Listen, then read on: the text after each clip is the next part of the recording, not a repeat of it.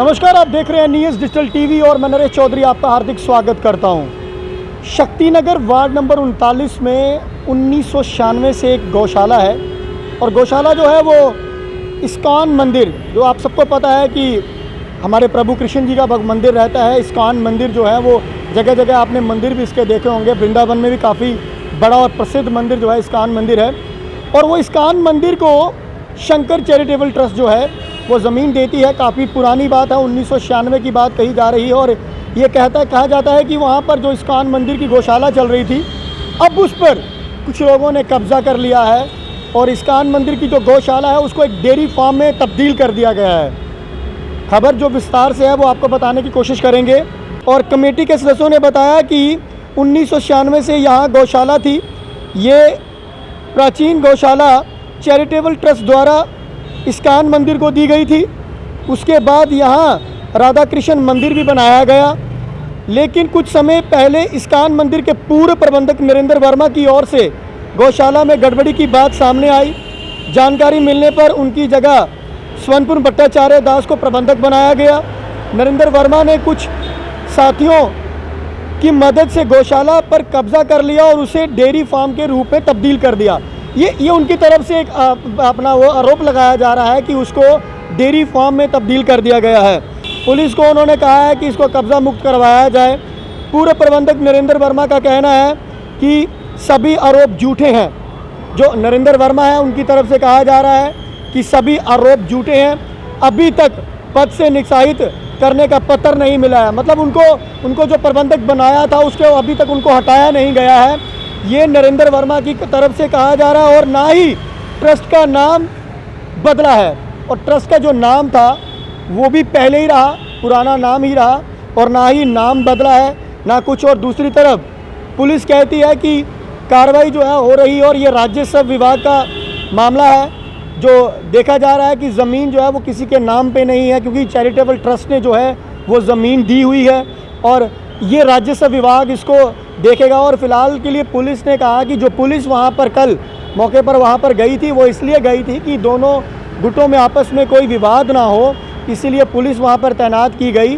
और फिलहाल के लिए जो कार्रवाई जो है पुलिस कर रही है। और दूसरी तरफ पुलिस का ये भी कहना है कि ये राजस्व विभाग इसको देखेगा कि ज़मीन किसकी है, किसको कब्ज़ा मिलना चाहिए। और हमारी वहाँ पर वो स्थानीय जो कारपोरेटर है वार्ड नंबर 39 के शक्तिनगर के, उनसे भी हमारी बात हुई। पता नहीं था, मुझे तो कल ही पता चला कि जहाँ कोई इशू बना हुआ है। मेरी तो SDPO साहब से बात हुई थी, उन्होंने बोला आपकी बात मैंने बोला मुझे किसी ने बताया ही नहीं है, आज तक किसी ने बात ही नहीं की है। हम चाहते हैं कि जहाँ लड़ाई झगड़ा ना हो। रही बात की जहाँ टेम्पल की, तो जहाँ जो 25 साल तकरीबन 25 साल से ऊपर जहाँ से टेम्पल चल रहा था, तब जहाँ कुछ भी नहीं था, खाली एक छोटा सा कमरा था, वहाँ इन्होंने टेम्पल बनाया हुआ था और जो टेम्पल चल रहा था।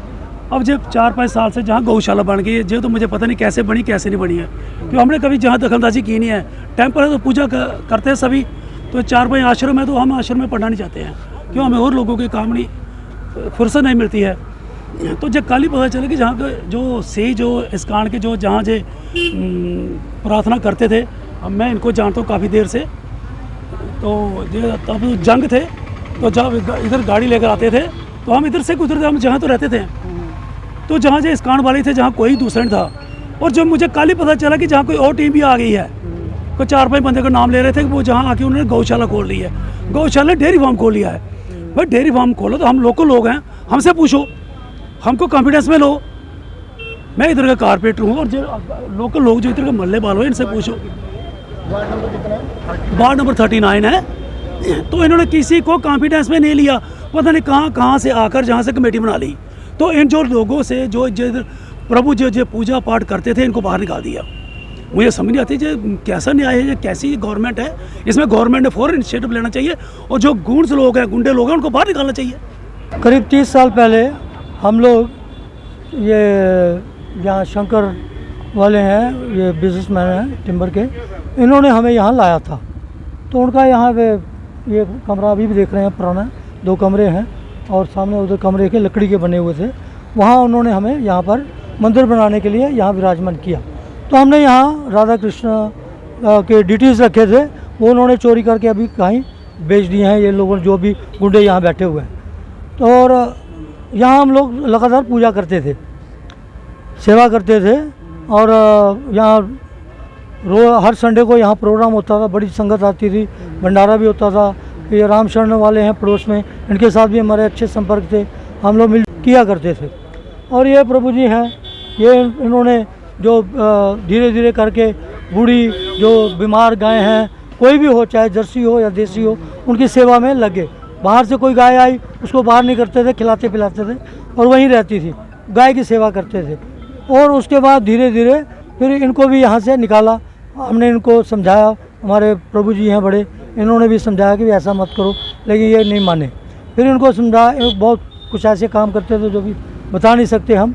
तो इनको फिर गुरुजी ने कहा कि तुम लोग वहाँ हरिद्वार में जहाँ से आए थे, हमारा मंदिर है हरिद्वार, वहाँ पर जाकर सेवा करो फिर से। तो इन्होंने क्या किया, ये जब ये प्रभु जी यहाँ थे तब ये लोग भी आते थे। इन्होंने धीरे धीरे करके कब्जा किया और इनको भी निकाला यहाँ से। और फिर ये लोग यहाँ पर आकर ज़बरदस्ती बैठ गए और किसी को यहाँ पर अभी घुसने नहीं दे रहे। और हालांकि हमने पुलिस में भी रिपोर्ट की है, लेकिन कोई अभी उसका हमें निर्णय नहीं मिल रहा। इन बदमाशों को यहाँ से निकाले पुलिस। जी हाँ, हमने रिपोर्ट दी है उनको, आगे देखें क्या करती है गवर्नमेंट उनके ऊपर। धन्यवाद।